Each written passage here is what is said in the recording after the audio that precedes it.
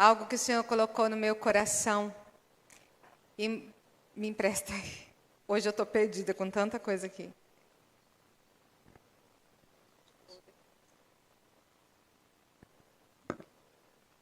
Amém, irmãos.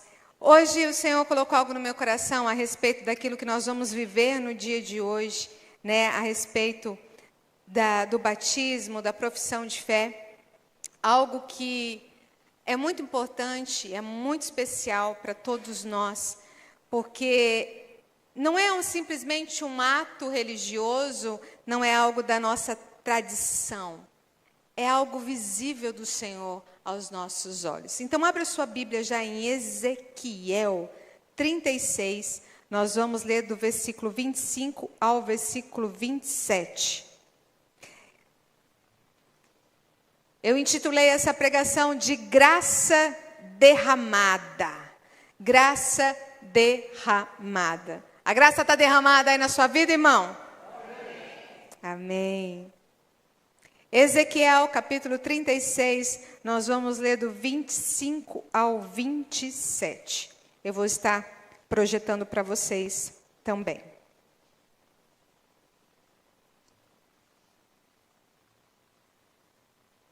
Todos acharam?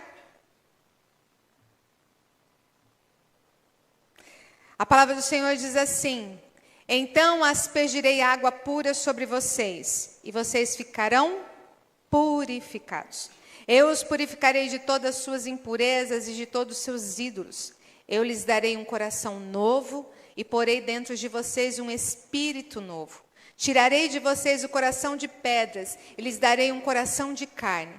Porei dentro de vocês o meu espírito e farei com que andem nos meus estatutos, guardem e observem os meus juízos. Até aí.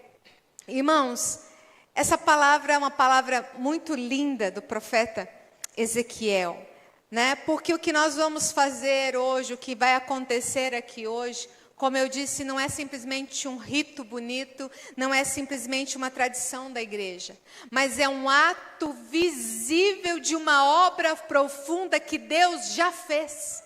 E Ele fez aonde? No coração das pessoas que vão ser batizadas, vão ser recebidas, mas também no coração de cada um de nós, que um dia já passamos por esse processo. E hoje nós veremos então irmãos sendo batizados, professando a sua fé, nós teremos lágrimas, nós teremos sorrisos, nós teremos tudo isso. Mas se nós não entendemos o que Deus está querendo dizer através desse ato, a gente corre o risco simplesmente de participar de um culto bonito, de um culto lindo, mas perder a mensagem do céu. Porque Deus hoje quer falar ao seu coração, meu irmão, com tudo que vai acontecer aqui. Sabe por quê, irmãos? Às vezes a gente pensa assim: eu decidi mudar de vida, então eu vou batizar. Eu arrumei meu coração, agora está tudo bem comigo, então eu estou pronto para professar a minha fé. Não é assim que muitos pensam? Mas Ezequiel 36, ele vai nos dizer e mostrar a verdade do Evangelho. Porque a verdade do Evangelho, irmão, não começa em eu decidi. Não, começa em Deus agindo. É Deus quem age primeiro, não é a gente que decide. E nesse texto, o contexto é muito duro. O contexto é cruel aqui de Ezequiel. Porque o que está acontecendo? Israel havia falhado. Israel havia profanado o nome de Deus. Quebrado a aliança, caído em idolatria. Humanamente, se alguém olhasse, iria dizer: não tem esperança para esse povo. Não tem jeito. Não, é impossível. Mas ainda assim, Deus levanta um profeta, e ele, no meio do exílio, para que ele viesse anunciar: eu vou, vocês erraram, foram infiéis, mas eu vou agir, eu vou purificar, eu vou transformar e eu vou capacitar. É isso que é a mensagem exatamente desse texto. E nós chamamos isso de graça soberana. Graça soberana. Irmãos, Deus não olha para a gente e fala, ai, que homem bonito, que mulher bonita, vou dar graça para ele, ele merece. Não, meu irmão. Alguém merece aqui? Nós não merecemos a graça do Senhor, mas Deus olha para nós e vê um povo impuro, injusto, e mesmo assim nos alcança, e mesmo assim nos abençoa. Hoje nós vamos ver água ser derramada, fé sendo professada, mas nós precisamos lembrar, não é uma encenação humana que vai acontecer aqui, irmãos. Marque isso, é um sermão visível da graça de Deus. O que vocês vão ver aqui é um sermão visível da graça de Deus. E à luz de Ezequiel nós vamos aprender 4 coisas. Primeiro, Deus é quem toma a iniciativa. É Ele quem age. Segundo, Deus nos purifica da nossa impureza. Terceiro, Deus transforma o nosso coração. E quarto, Deus nos capacita pelo Espírito a viver em novidade de vida. É Ele quem faz isso. É Ele quem age, é Ele quem purifica, é Ele quem transforma e é Ele quem capacita. É isso. E a primeira coisa, Deus age. Vira para o teu irmão e fala aí, Deus age, meu irmão. Ele age mesmo. Irmãos, a iniciativa é de Deus. A iniciativa não é nossa. Nunca foi nossa. E eu queria que você olhasse 2 versículos antes aí que nós lemos. O versículo 22 e o versículo 23 de Ezequiel. Diz assim: portanto, diga à casa de Israel, assim diz o Senhor Deus, não é por causa de vocês que eu faço isto, ó casa de Israel, mas pelo meu santo nome, que vocês profanaram entre as nações para onde foram. Revelarei a santidade do meu grande nome, que foi profanado entre as nações, o qual vocês profanaram no meio delas. As nações saberão que eu sou o Senhor, diz o Senhor Deus, quando eu manifestar a minha santidade diante delas por meio de vocês. Deus está dizendo aqui muito claro, eu não estou fazendo isso por causa de vocês. Não, mas por causa do meu santo nome. Irmãos, Israel era infiel. A reputação de Deus, o nome de Deus havia sido profanado. Mas mesmo assim, Deus decide agir. Deus decide agir. Irmão, na nossa lógica humana, a gente ia falar, vocês falharam? Fim de papo. Acabou. Vocês falharam, vocês erraram, não tem mais jeito. Mas na lógica da graça, Deus olha para nós e vai dizer, não, vocês falharam, mas eu vou agir por causa do meu santo nome. Eu vou agir por causa do meu santo nome. Irmãos, Deus não te salva porque vê algo bonzinho em você, algo bom em nós. Não. Deus não nos salva porque Ele vê algo bom. Mas Deus nos salva porque nele há tudo de bom. Nele há misericórdia. Nele há graça. Nele há fidelidade, meu irmão. Nele há tudo isso. E hoje, quando os nossos irmãos forem batizados e professarem a sua fé, nós não estaremos aplaudindo a capacidade humana deles, de jeito nenhum. Nós estamos celebrando a iniciativa de Deus tocar no coração deles, falar ao coração deles, chamar eles, corrigir, quebrantar e encher eles do Espírito Santo. É isso, irmãos, é isso que acontece. Pensa numa criança que se perde numa feira lotada. Você já foi em alguma feira? Lotada. E uma criança se perde. Totalmente ali. Ela não sabe onde ir, ela não sabe para onde vai, ela está perdida, ela não tem direção. A salvação dela, desse problema, não é a capacidade dela achar o caminho ou não, porque ela nem sabe qual é o caminho. Mas aqui, o fruto é do pai. O pai que vai sair em busca, a mãe que vai sair em busca, gritando, berrando, vasculhando, até encontrar, não é? Nós não fazemos isso até encontrar. Irmãos, nós éramos essa criança. Criança perdida, que não sabíamos para onde vai, se vai para um lado, se vai para o outro, a gente não sabia o caminho, mas o Pai, o nosso Pai, veio ao nosso encontro. Ele veio ao nosso encontro. Por isso a minha palavra hoje, para aqueles que vão batizar e fazer a pública profissão de fé, hoje mais do que uma decisão que vocês estão tomando, nós estamos celebrando o que Deus já fez na vida de vocês. E para nós, igreja, irmãos, também é sério.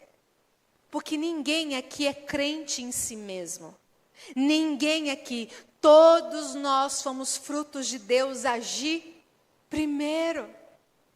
Nós o amamos porque Ele nos amou primeiro, irmão. Ele nos escolheu desde a fundação do mundo. Ele nos amou desde o princípio. Ele agiu. A iniciativa é de Deus. Mas a segunda coisa que nós aprendemos nesse texto, ainda eu coloquei, ninguém é crente em si mesmo, todos somos frutos de Deus que age primeiro. Em segundo, o nosso Deus purifica. Vira para o teu irmão e fala, Deus purifica. Vai, irmão, fala com força aí. Irmãos, é Ele quem lava as nossas impurezas. Olha o versículo 25. Fica com a tua Bíblia aberta, que nós estamos fazendo uma ministração expositiva. Versículo 25 diz assim: então aspergirei água pura sobre vocês, e vocês ficarão purificados. Eu os purificarei de todas as suas impurezas e de todos os seus ídolos. Aqui aparece uma linguagem que se encaixa perfeitamente com o nosso tipo de batismo. Aqueles que estão nos visitando, nós batizamos por aspersão, né? E aqui é algo, porque ele diz, aspergirei água pura. E na antiga aliança, Deus ele usava frequentemente a questão da aspersão da água como um símbolo de purificação, como símbolo de purificação, um ritual, era purificado através da aspersão. E em Ezequiel, isso se torna uma promessa espiritual para o seu povo, né? Ele, próprio Deus, Ele vai nos lavar, nos purificar da nossa sujeira imoral, da nossa idolatria, da nossa culpa. É isso que Ele faz. Mas repare os verbos aí. Primeiro Ele diz, aspergirei.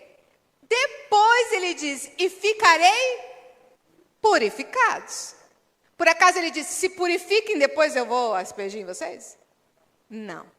A ordem não é essa. Ele não diz, se vocês se purificarem, então eu aspergirei água pura. Não, irmão. Sabe por quê? Porque a graça vem antes, a resposta vem depois. Você não entendeu, irmão? A graça vem antes, a resposta vem depois. Amém? Porque se fosse ao contrário, irmão, nós estávamos enrolados. Porque a nossa resposta sempre seria não. Mas é Ele quem nos purifica, é Ele quem toca. E no batismo, irmão, a água não faz mágica. A água não salva ninguém, tá? Mas ela aponta para uma realidade maior. Ela aponta para o sangue de Cristo que nos purifica de todo o pecado. A lavagem é interior, irmãos. Começa de dentro para fora. O Espírito Santo nos lava de dentro para fora.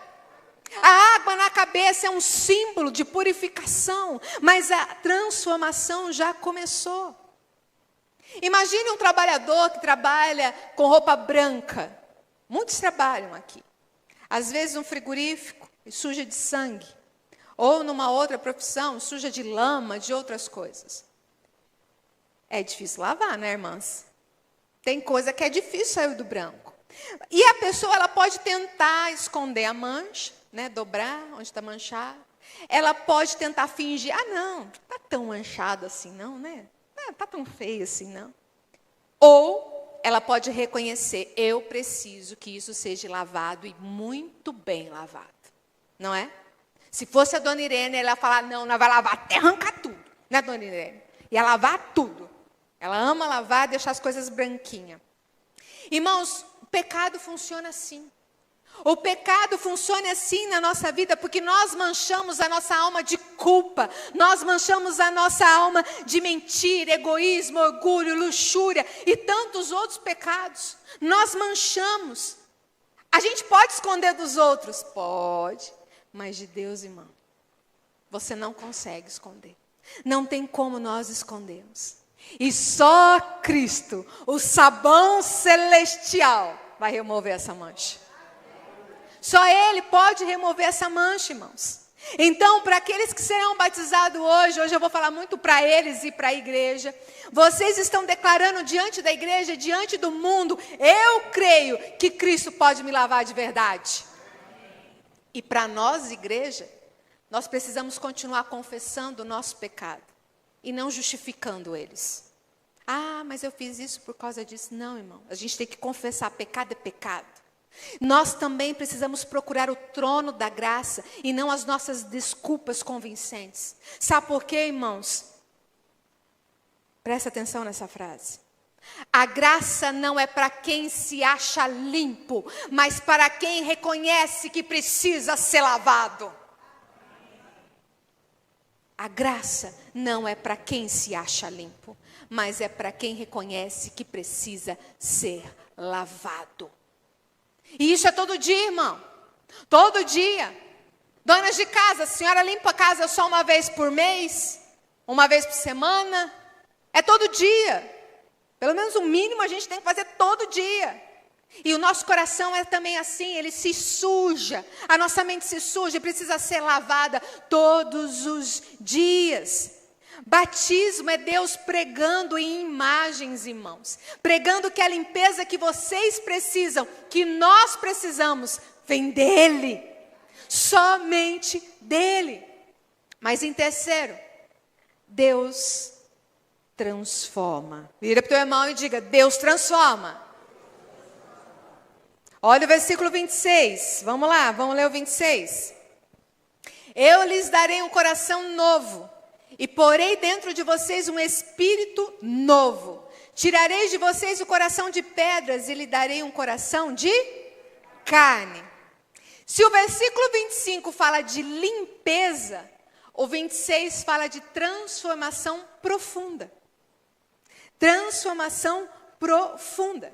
Aqui ele vai usar duas imagens. O coração de pedra. O que é um coração de pedra? É alguém que tem um coração duro, insensível, resistente à voz do Senhor. É aquela pessoa que ouve o evangelho, mas não se quebranta. É aquela pessoa que conhece a doutrina e continua frio na fé. É aquela pessoa que vive como se Deus fosse opcional. Eu posso escolher. Mas aí ele disse, eu vou transformar o coração de vocês em coração de carne. Um coração de carne é um coração vivo, é um coração sensível, é um coração quebrantado, irmão. É um coração que chora por causa do pecado. Porque quando nós temos Cristo na nossa vida, irmãos, quando nós pecamos, o nosso coração sangra, a gente chora, a gente sente mal. Se o pecado não faz isso em você, meu irmão, você precisa converter. Porque se nós não temos essa reação contra o pecado, tem alguma coisa de errada. Porque ainda então o seu coração está como um coração de pedra. Mas nós precisamos de um coração de carne. É um coração que se alegra na presença de Deus, aleluia. Que tem prazer de estar na casa do Senhor. Que tem prazer de dar um glória a Deus, um aleluia. Que tem prazer dessa presença. O coração de carne ama o que antes desprezava. Ama a palavra, ama estudar a palavra, ama a oração, ama buscar a santidade, ama estar na igreja. Esse é um coração de carne. E aqui a gente vê explicitamente a doutrina da regeneração. Porque Deus não apenas perdoa, irmãos, Ele faz nascer de novo. Deus não só perdoa, Ele faz nascer de novo. Pensa numa pessoa que precisa de transplante de coração.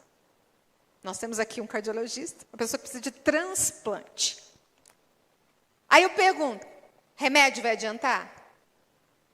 Não. Vai adiantar força de vontade? Eu quero ser curado? Não. O que ela precisa? De um coração novo. Ela precisa que aquele coração seja substituído. Na dimensão espiritual é isso que Deus quer dizer para nós. Vocês precisam não de um retoque. Vocês precisam de um novo coração. Um novo coração.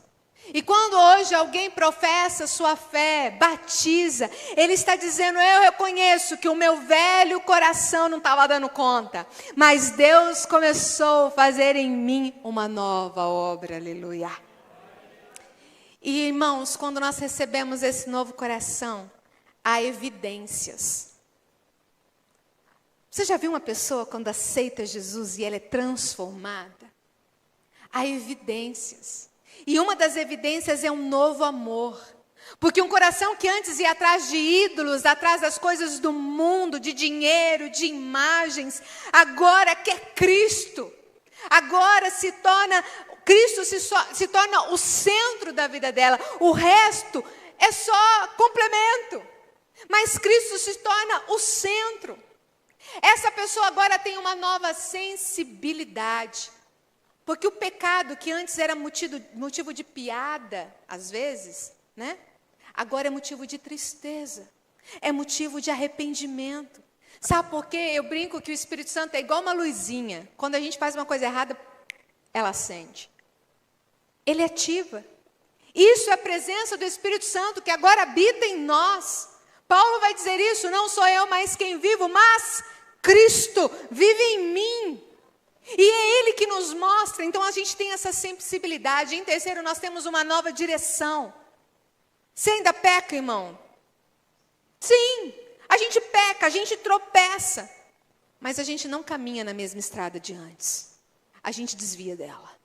A gente quer desviar. Há uma mudança de rota, não só de discurso. Para os nossos professos e batizandos, hoje vocês estão dizendo algo muito importante. Vocês estão dizendo, Deus começou a trocar o meu coração de pedra por um coração de carne. E isso, irmão, é milagre. Isso é milagre.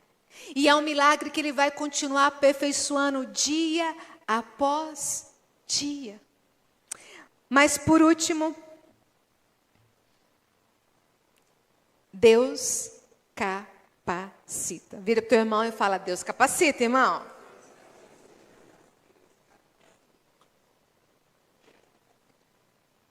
Ele faz andar em seus caminhos. Olha o versículo 27. Porei dentro de vocês o meu espírito. Deixa eu pôr o versículo para vocês. E farei com que andem nos meus estatutos. Guardem e observem os meus juízos. O versículo 25 fala de purificação. O versículo 26 fala de transformação. E o versículo 27 fala de capacitação. Observe a frase aí. Porei dentro de vocês o meu espírito. E farei com que andem nos meus caminhos. Não é apenas Deus dizendo para mim e para você, agora vocês estão limpos, então se vira para obedecer. Não, não é isso. Ele está dizendo, eu colocarei o meu espírito em vocês. E a minha presença em vocês produzirá obediência. Ela produzirá obediência. Porque antes, irmãos, quando nós não temos Cristo, a gente faz as coisas erradas e muitas vezes o pecado nem dói na tua consciência. Mas quando nós temos Cristo, esse Espírito que habita em nós agora, Ele produz obediência.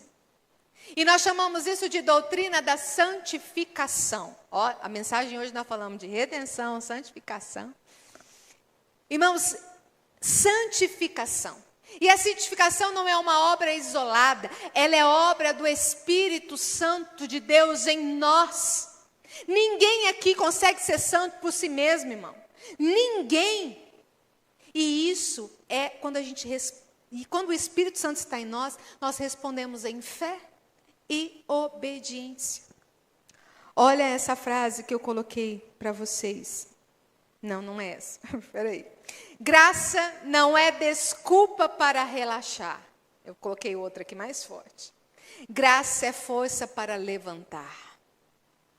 Graça não é desculpa para relaxar. Porque tem gente que diz, eu já sou salvo mesmo. Então eu posso pecar, ter uma vida promíscua. Lá, quando eu tiver para morrer, eu aceito, eu volto, reconcilio com Jesus, está tudo certo. Não, então essa pessoa nem convertida foi, nem aceitou Cristo de verdade. Não aconteceu transformação, regeneração. Porque graça não é desculpa para relaxar. Graça é força para se levantar. Todos os dias. Pensa num barco à vela, irmão. Um barco à vela, ele pode estar bem construído, um casco perfeito, velas perfeitas. Se tiver vento, se não tiver vento, ele vai andar? Vai, irmão? Vai navegar? Não. Assim somos nós, o Espírito Santo é esse vento, meu irmão. O Espírito Santo é esse vento, é Ele que nos impulsiona, é Ele quem corrige a rota, é Ele quem nos traz de volta quando a gente desvia, é Ele quem move a direção da vontade de Deus. Sem o Espírito Santo nós não somos nada, nós somos um barco à vela sem vento. Mas, irmãos, para vocês que vão hoje fazer o batismo em pública profissão de fé, vocês estão assumindo algo que vão cumprir não na força da carne, não na força do braço, mas vocês estão se lançando numa caminhada em que o Espírito Santo será o companheiro constante de vocês. O Espírito Santo que vai confortar, que vai consolar e que vai confrontar vocês. É Ele. E para nós, igreja, irmãos, a comunidade de fé que nós somos é um contexto para o Espírito Santo agir, irmãos. É um contexto para que a palavra seja proclamada, sacramentos como a comunhão, né, a Santa Ceia, o batismo. Sabe por quê, irmãos? Nós não andamos sozinhos. Deus nos capacita e Ele usa a sua igreja como instrumento. Ele usa as nossas vidas. Nós somos grandes pecadores, mas Cristo é um grande Salvador. Essa é uma frase de alguém que eu quero concluir contando um trecho da sua biografia. A biografia de John Newton. Porque, irmãos, quando eu relembrei essa história, Deus fez exatamente com ele os 4 pontos que nós vimos na mensagem. Deus agiu, Deus purificou, transformou e capacitou John Newton. John Newton era filho de marinheiro. Ele perdeu a mãe ainda criança. Só que quando a mãe era viva, ela ensinava as escrituras, lia, tinha um culto dominical na sua casa, né? A mãe era muito piedosa, ensinou as escrituras, orava com ele. Mas ela morreu cedo. E isso foi como cavar um abismo no coração de John. E ele então se afastou dos caminhos do Senhor. E na adolescência e na sua juventude, ele escolheu um outro caminho. Ele entregou a sua vida à promiscuidade, a palavrões, a debochar de Deus. Ele escrevia poemas zombando Deus. Ele amava fazer isso. Ele fazia questão de ser a pessoa mais blasfema aonde ele estivesse. Irmãos, John acabou se envolvendo em algo muito mais cruel. John Newton, ele se envolveu no tráfico de escravos. Uma das atividades mais cruéis e desumana da história. E John, ele via esses seres humanos serem tratados como carga, como mercadoria. Homens e mulheres que eram tratados como animais. Homens e mulheres. E ele não sentia remorso algum por isso. Até que em 1748, numa viagem de navio, uma tempestade se levantou no Oceano Atlântico. E vinham ondas gigantescas, o navio começou a se romper, ele começou a ficar desesperado, os marinheiros calejados e experientes já começaram a não ter mais esperança que aquilo iria mudar. E naquela noite, quando a morte parecia certa para John Newton, algo aconteceu dentro dele. Aquele homem que ria de Deus, que zombava de Deus, se lembrou da sua mãe, das palavras da sua mãe. E ele clamou naquela noite: Senhor, tenha misericórdia de nós. Ali não teve teatro, ali não teve música, ambiente para a pessoa se converter, ali não teve apelo emocional, não teve nada disso. Ao contrário, escuridão, vento e uma consciência aguda que apontava no seu coração de que ele tinha que mudar. Deus agiu. Deus agiu. Deus os buscou, aquele homem, no lugar onde ele menos esperava, no meio da tempestade, no meio da culpa, no meio da lama moral. Depois daquele episódio, John Newton não se tornou um santo de um dia para a noite. Não. Ele continuou ali, mas algo foi mudando no seu coração. Passo a passo, ele começou a ser tocado, a ler as escrituras novamente, começou a ler a palavra, e ele começou a enxergar a gravidade do pecado dele, porque ele viu que o que eles estavam fazendo com aqueles homens e mulheres, que eram a imagem e semelhança de Deus, era muito cruel. E ele começou a ver aquilo, e o Espírito Santo foi esfregando um sabão forte no coração sujo de John. Foi esfregando. E ele começou a sentir dor, sentir sofrimento, repulsa. Até que, um dia, ele deixou aquilo. A graça aqui, irmão, não passou paninho no pecado dele. Não, a graça aqui começou a limpar profundamente o seu coração. E com o tempo ele deixou o tráfico de escravos. A sua consciência não suportava mais aquilo. Deus estava purificando ele. Deus estava trabalhando nele. E anos depois, John se tornou um pastor. Ele se tornou um grande pastor. E ele escreveu uma carta denunciando os horrores da escravidão e do tráfico. Tanto que ele foi um instrumento que ajudou, eu acho que você já ouviu, e eu já falei sobre ele, William Wilberforce, que foi o parlamentar inglês que lutou pela abolição do tráfico de escravos e conseguiu. Irmãos, aquele que era cúmplice de um pecado cruel, agora passa a denunciá-lo, passa a ir contra esse pecado. É isso que a graça faz. Deus purifica, purificou. Mas Deus não só limpou o passado de Newton, Deus lhe deu um novo coração. Aquele homem que enchia navio de piada suja, aquele homem passou a encher a igreja da palavra de Deus. E aquele homem que zombava de Deus começou a escrever não mais zombarias, mas hinos de louvores ao Senhor. Sabe qual um dos hinos de John? Amazing Grace. Cantamos hoje. Maravilhosa graça. Ele escreveu esse hino falando da maravilhosa graça que salva um miserável indigno. E ele sabia disso, porque ele foi um miserável, ele foi um indigno. Irmãos, John teve sua vida transformada.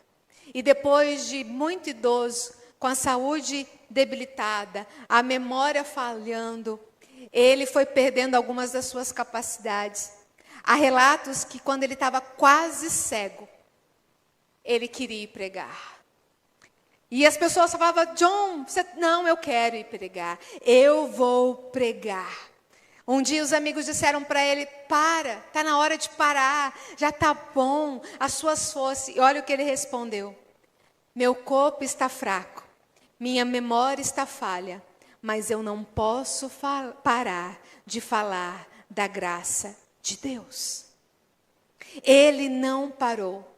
E no fim da vida de John Newton, ele já não se lembrava de muita coisa, mas ele disse uma frase célebre que se tornou essa frase. Minha memória está quase acabada, mas lembro-me de duas coisas. Eu sou um grande pecador e Cristo é um grande Salvador. Irmãos, que nós possamos de fato entender isso nessa noite. Por que essa história é tão importante numa noite de batismo? Porque não há ninguém aqui tão distante de Deus que Ele não possa alcançar. Não há nenhum pecado tão profundo que a graça de Deus não possa lavar. Não há coração tão duro que Deus não possa transformar. E não há chamado cristão que Deus não capacite pelo Espírito Santo. Nós somos grandes pecadores, mas Cristo é um grande Salvador. Essa é a nossa alegria. É isso que nos impulsiona, porque Deus agiu, Deus purifica, Deus transforma e Ele capacita. Amém? Feche seus olhos. Vamos orar ao Senhor antes de partirmos para o nosso batismo. Pai, obrigada, Senhor, por essa palavra. Obrigado, Senhor, porque um dia o Senhor aspergiu água pura sobre nós e nos purificou, Senhor. Um dia que nós dizemos sim ao Teu chamado. Obrigado, Senhor, porque o Senhor agiu primeiro, porque por nós certamente não iríamos até o Senhor. Obrigado, Senhor, porque o Senhor não só agiu, mas o Senhor nos purificou da imundícia do pecado. Obrigado, Senhor, porque o Senhor continua nos transformando todos os dias, todos os momentos. E obrigado, Pai, porque é o Espírito Santo que nos capacita todos os dias a vivermos como os Teus filhos, filhos e filhas amadas do Senhor. Senhor, nós Te louvamos, Pai, nessa noite pela vida de cada irmão e irmã que está aqui conosco. O Senhor conhece o coração de cada um de nós. O Senhor conhece os anseios mais puros do nosso coração. E é por isso que eu Te peço, Espírito Santo de Deus, derrama sobre nós a Tua unção. Derrama sobre nós o Teu Espírito, para que nós possamos ficar cheios até transbordar. Ó Deus, que essa graça seja derramada sobre nós. E que nós não usemos ela, Senhor, como pretexto para pecarmos. Mas que nós usamos a graça do Senhor para nos levantar todas as vezes que caímos, Senhor. Deus, obrigada por esse culto. Obrigada pelos irmãos e irmãs que irão batizar e fazer a sua pública profissão de fé. Oh, Senhor, quanta alegria há no meu coração e no coração dessa igreja, Senhor. Porque nós cremos que o Senhor já começou a transformar esses corações que eram de pedra em coração de carne. E o Senhor vai continuar operando bênçãos e maravilhas sobre eles, Pai. Muito obrigado, Senhor. Continue no restante desse culto, falando ao nosso coração. Mas nós Te pedimos mais uma vez, continua agindo, continua nos purificando, continua nos transformando e continua nos capacitando.